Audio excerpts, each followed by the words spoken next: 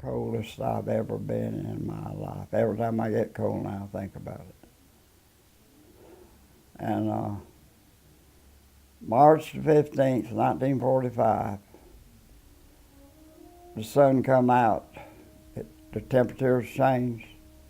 I took all the German underwear off, all the overcoats and raincoats, and kind of stored them, put them in my duffel bag.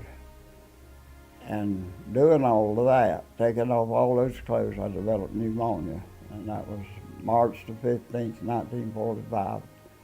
I ended up in a hospital in Paris. I almost died and stayed there for 2 or 3 weeks, taking penicillin. Penicillin saved my life.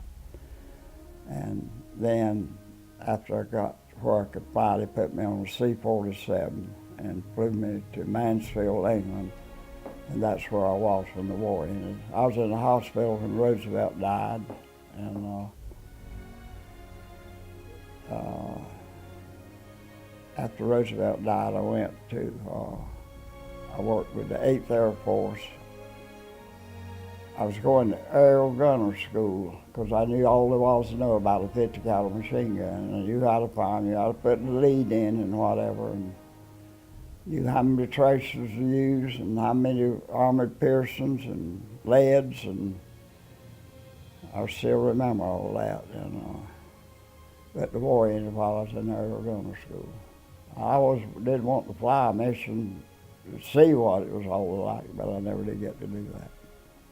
I can't remember having but one hot meal. That was after the Battle of the Bulge. They said we're going to have turkey Christmas. They gave us turkey. I was in Bouzeville, France. What was that day like?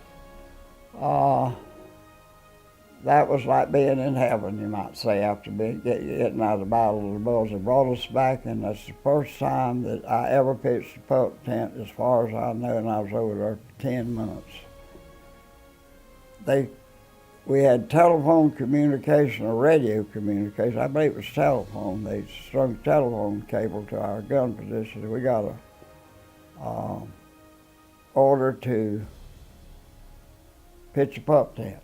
First time, and I'd been in combat for about 8 or 9 months then. They pitch, you boys make sure you pitch a pup tent. And we didn't question it. We all pitched pup tents.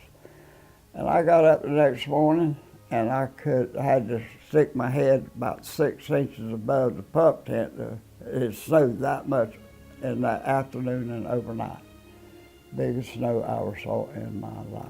And nothing could move under all that snow. And we stayed there for 2 or 3 weeks in Bouzeville before we went into Germany. We were in artillery range, but that was it. There were very few artillery shells come in. I think the Germans, like we were just snowbound, and that was just it. Nothing couldn't hardly move except maybe a tank, and they couldn't see where they were going.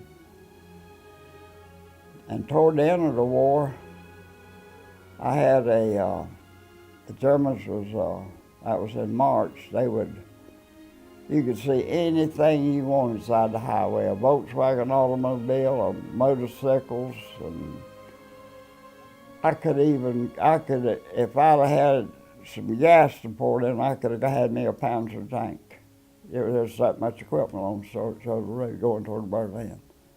And I think a lot of them just threw their guns down and started walking back to Berlin.